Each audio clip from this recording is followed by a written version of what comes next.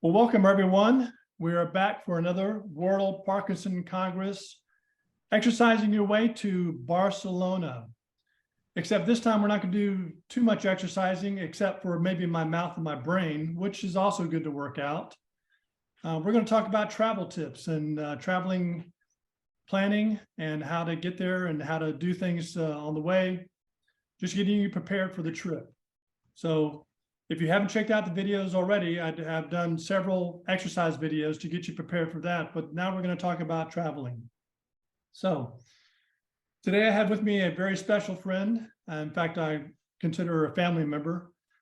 We first met at the University of Florida when I went up there for one of my appointments.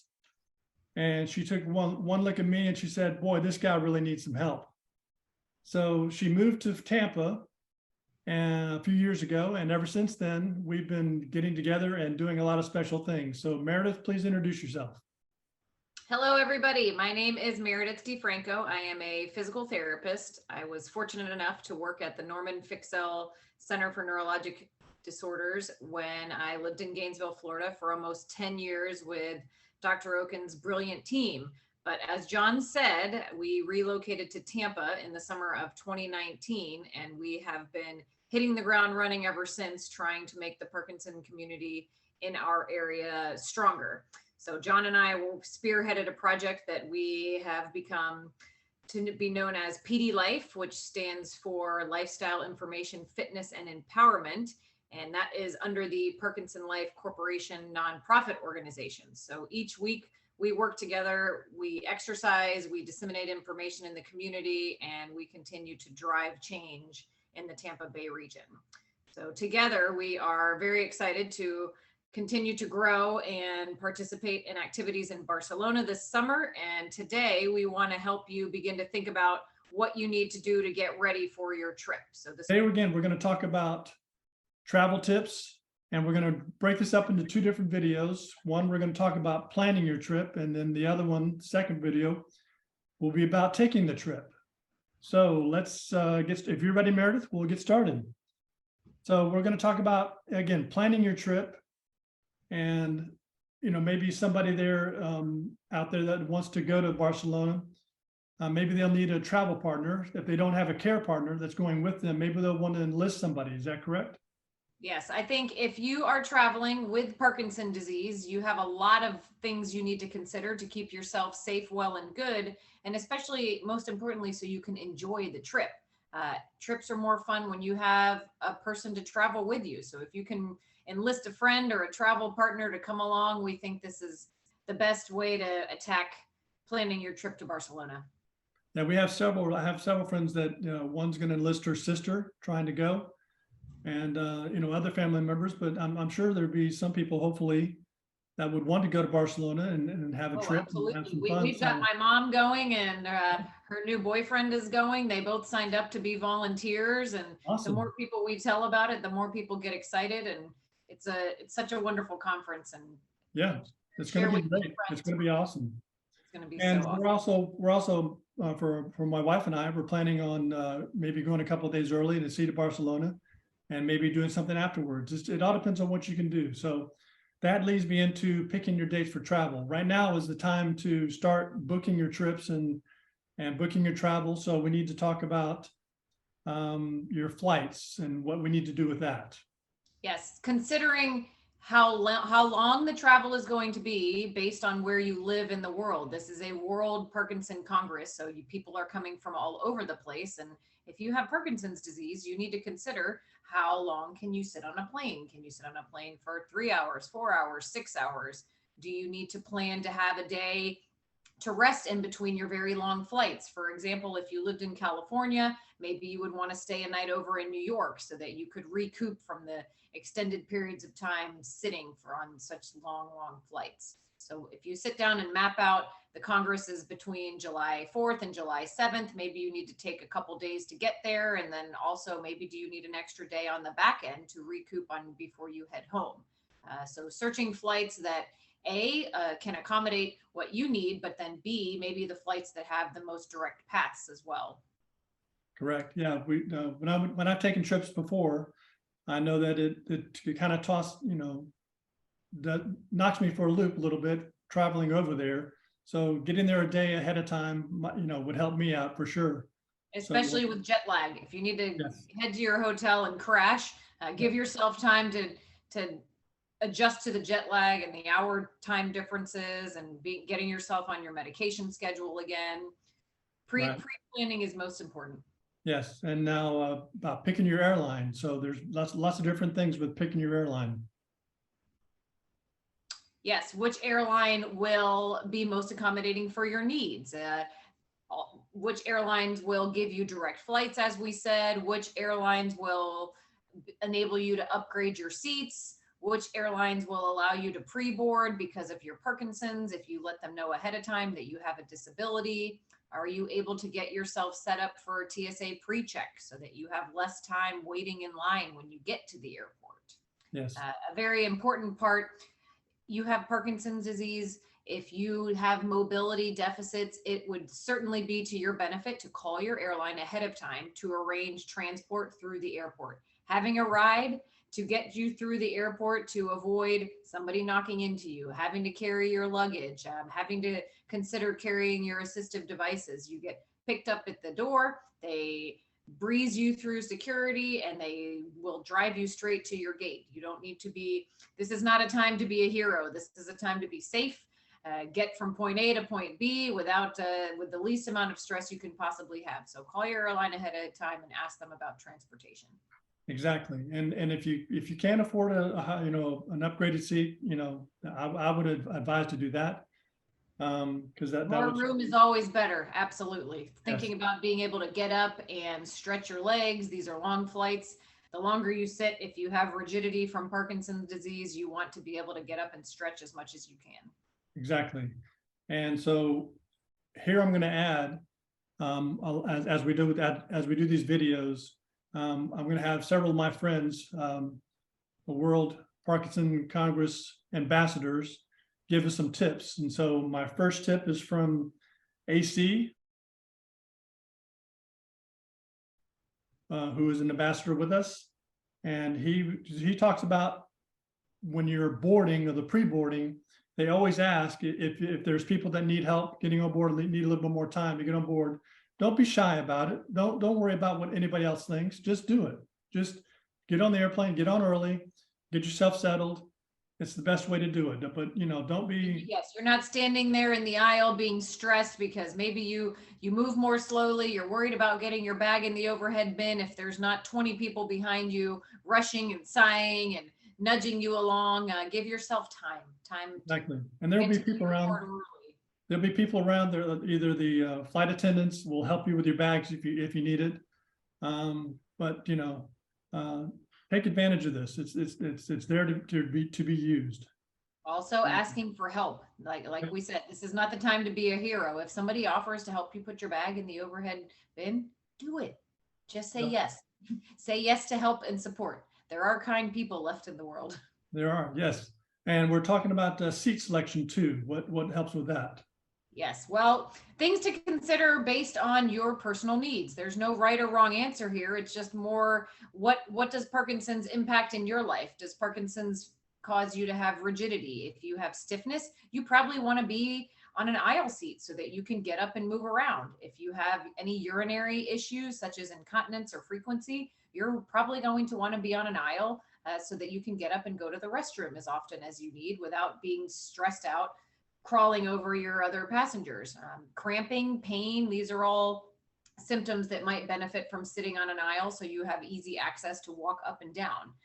But if fatigue and sleep issues are something that Parkinson's plagues you with, maybe you want to be on a window seat where you can get a comfortable neck pillow and you can lie back and you can sleep. If you plan to sleep on the plane, I would say sitting on a window seat might enable you to have less interruptions of people crawling over you. Right. And if you're traveling with somebody, it's been my experience that most of the bigger airplanes, when they travel overnight or overseas, that there are two seats on the outer spot of the airplane. So if you have one of those two seats, you can switch with your partner, at different times. But also remember that in the middle of these airplanes, there are restrooms and other little cubbyhole or cubby spaces where the flight attendants go, but they're right next to an exit door. And it's been my experience that there's always enough room there for me to go and stretch. I've done that before. I take just 5 minutes. Don't go and stand in front of somebody, but just take a few minutes and stretch. Do some whatever you need to do to exercise and get yourself moving a little bit. So, and as a reminder, Luke and I did some videos that talked about doing exercises on the airplane while you're traveling. So be sure to check out. This is not a time to be bashful. Do what you need to do to get yourself from home to the Congress with the least amount of interruption to your regular schedule. Exactly. You all are very savvy people with Parkinson's that know you need to move. Don't be bashful and sit on a plane for 9 hours and get stiff and feel miserable. You need to get up and move around. Yes, there's ways to help yourself. So, all right. So when you get to the destinations, like when you get to Barcelona, there are many videos that you can look up that will help you get yourself to the hotel. There's many ways that you can do that by either by cab or by train or whatever. But there are videos that you can look up on YouTube that will help you in this manner. Yes, for navigating. This is something we thought about ahead of time. We know Parkinson's can also cause you to feel anxious. And if you're in an airport that you're not familiar with, there are YouTube videos that will help take you to navigate through your airport. So you can Google ahead of time, getting through the Dallas airport, taking Dallas airport to Southwest Terminal or New York airport or airport in France. So YouTube is your friend to help you ease some of those feelings you may have that make you nervous in terms of navigating new territory. Yes. Absolutely. And when you get to Barcelona, just if it takes it, but to make things easier, just hire a cab. Just get to your hotel, as quick as you can, because it's going to be tired. It's going to be overnight or whatever. But spend a little extra money if you need to. That's what we do, if you can, and that will just help mitigate those problems that you might have with that. So Yes. speaking of that, John brought up hotels. How do you pick your hotel? Well, you definitely want to look at, based on where the Congress is located, you want to be near the convention center so that you do not have a lot of travel time in the morning and in the afternoon to get from your hotel to the convention center. Other things to consider, you want to look for hotels that have handicap accessible options, then also that might enable you to have early check-in. If your flight gets in at 9 or 10 o'clock in the morning in Spain, you don't want to have to wait 5 or 6 hours to be able to get into your room, so that you can settle in, take your medicines, take a nap if you need to, and get yourself back on a regular schedule. Yeah, see if they have an early check-in. I'm not sure if you said that or not, but yeah. Yep. Yes, but take care of that. I know from what I've been told, there are 3 hotels that are right near the convention center, the Congress Center, or the. Yes, there are many hotels. One of the search engines that I like to use is Kayak. It's just, if you type in Kayak, you can put hotel and you can put in the conference center where the World Parkinson Congress will be, and then hotels near it, and it will blast out all the different options that are within walking distance. Yep. Make it very easy for you. Yep. So check that out. Okay. So before you go, we need to talk about updating your important documents. Yes, this should be part of your checklist. What do you need to have? What do you need to think about? And what do you want to make sure that you don't forget before you get on that plane? Absolutely. Passport. Make sure your passport is updated. We're in January now. If your passport needs to be updated, you should start working on doing that now, because it does take time to process your passport with all of our government agencies. Yep. Very important. The other thing to consider, your medical insurance. Check with your providers about your coverage when you are traveling abroad. Worst case scenario, you want to plan for the worst, but then have the best trip possible. If something were to happen to you while we are in Spain, you want to make sure that your insurance will be there for you, or what could possibly happen from a financial standpoint if you needed medical care when we are in Barcelona. So check with your insurance carrier. The next very important thing, your medication list. Make your medication list ahead of time. maybe have it on a note card with you, stick it in your wallet, take a picture of it, send it to your friends and family members at home so that if they needed to be contacted by somebody in Spain, if something were to happen to you, everybody knows this is your medication schedule, this is what you should be taking, and this is what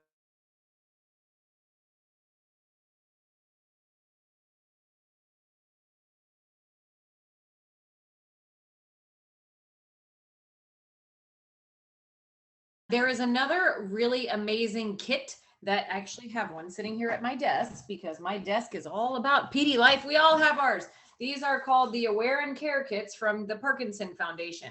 You can call 1-800-4PD-INFO to acquire one of these kits ahead of time. And within these kits, you can get these handy dandy bracelets that will flag, I have Parkinson's, please treat me appropriately. But the other really cool thing is there's cards in here that have a list of medications that are contraindicated when you have Parkinson's disease. Nobody, no matter where you are and what part of the world, should give you these medications because they do not agree with Parkinson's. These kits are very handy and dandy. I would recommend everybody grab one before we head to Barcelona. Keep your Cinemet in this case because wherever you go, you need to have your Cinemet with you. So if the case is with you, your Cinemet is with you, and give it to yourself on your regular schedule. But this kit also has places where you can put your medication list in there. Having your physician's contact information is also important to travel with. So if somebody needed to contact your neurologist and hopefully a movement disorder specialist back at home while we are away, that is important as well. And as we said, all of this information and upload it into your phone and email it to all of your friends and family members. Yeah, that could go on your emergency contact list for sure. Absolutely. Since we're talking about medications, what should we do with that? Well, talk to your pharmacist ahead of time and maybe even your insurance provider. I know some of our people with Parkinson's that are on the younger side sometimes have difficulty getting large quantities of medication before they need them, but making sure you have enough medicine to travel with you for that 7 to 10 day span that you may or may not be gone. Make sure you can get as much as you need ahead of time and don't wait until the week before we leave. Start talking to your pharmacist and your insurance provider about that now. Exactly. Okay, good. Make sure you have enough medicine with you to go for the entire length of your trip and maybe a little extra on the back end. Smidge more, yes. All right, what about our cell phones? Yes, you want to make sure that your cell phone is going to work over there. All of us have become so reliant on our cell phone to navigate us into new territories, to help us call Ubers, to help us call taxis. Make sure that your wireless provider is going to work when you get off the airplane in Spain. Sometimes they may need to switch part of your plan. WhatsApp is another app that can be used for texting your friends and family. Download the World Parkinson Congress app as well before you go so you can navigate the Congress. But check with your wireless provider, call them ahead of time, let them know your dates of travel so that you will be able to use your cell phone when we are abroad. Yeah, like our carrier provided us with a way that we can use text messages besides the phone. So we don't use the phone as far as making calls, but we use text messages. Right. But if you call your provider, they will help you navigate that. You can add it for a couple of weeks or whatever you need for your trip. So check with that. All right. Next on our checklist, luggage. Make sure your luggage, first of all, make sure your luggage works. Does the handle work? Do the wheels work? The last thing you want to happen is to get over to Spain and have a wheel bust and having to haul a suitcase around for a week or longer that doesn't work is definitely not in your favor. And you also want luggage that is lightweight.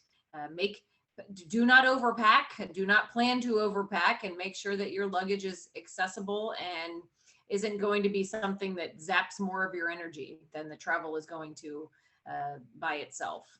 Yeah, make sure your meds are with you, not your luggage. Yes, not your. If you plan to check a bag, you do not want to have all of your medication in the bag that is checked. Make sure the medication is with you on the plane where it is accessible. Unfortunately, there is still pickpocketing that occurs. So to keep yourself safe when you're considering your carry-on bags, shoulder bags or waist bags, or over the shoulder bags where you have easy access to getting your important documents, your passport, your money, your medication should be close to your body. Backpacks can sometimes be easily accessible for pickpocketing. So over the shoulder bags, or what we call in America, we call them fanny bags, but the bags that will clip to your waist are actually very, very nice for traveling with, because they will make your items accessible right on your abdomen, but also they will decrease your need to have to multitask. As a PT, I'm not a big fan of the people that I work with that carry something in one hand and carry a purse in another hand. We like you to have your bags that are ergonomically correct, go across your body or clip to your waist, so that you're not carrying too many things in your hands at once. And have your bags tagged or have a business card or something inside, so as people can, if it gets lost, then they can find it and hopefully get it back to you. Absolutely. Right. Tag your luggage. Also tag if you're carrying assistive devices such as walkers, canes. Put all of your name, your contact information, a phone number on your luggage bag. I had a couple that was in clinic with me this week, and another piece of advice that they gave me, they took a cruise recently and they brought the scooter on the cruise.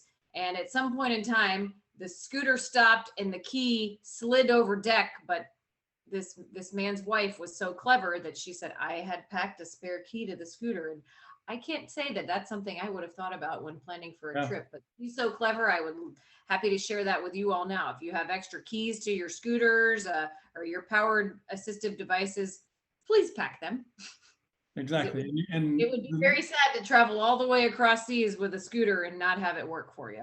Yes, and what works as tagging also for me is those little address stickers. Yes. They'll just stick on real easily. So, all right, let's talk about virus mitigation. Yeah, well, and unfortunately, the date of this Congress has had to be pushed back because of COVID and coronavirus, and the years, we've been hoping and dreaming to have this Congress and time together. We don't want it to be foiled by viruses, and it's not just COVID, flu, RSV, pneumonia, everything is out there. And when you have Parkinson's, your symptoms will be worse and you are more susceptible to get sicker if you're not cautious. So make sure all of your vaccines are current. Take pictures of your vaccine cards so that everybody knows your COVID and your COVID vaccines are current, but also get a flu shot, get a pneumonia shot. Don't wait until the week before your trip, because sometimes people with Parkinson's feel pretty crummy after they get their vaccine. So do it at least a month in advance. And masks work. If we learned anything from the past few years, the masks do work. Jon and I are not going to take political stances on masks, but if you want to have an extra layer of protection, bring a mask with you to travel. Bring a mask when you're in the airport, when you're on trains. Like, you want to be able to enjoy your Congress. One way you can keep yourself safe from catching a bug along the way is to wear a mask. Exactly. All right. Well, so that's our planning video. If you want to talk about or come back and hear us talk about taking the trip, then check out our next video. So we'll be right back.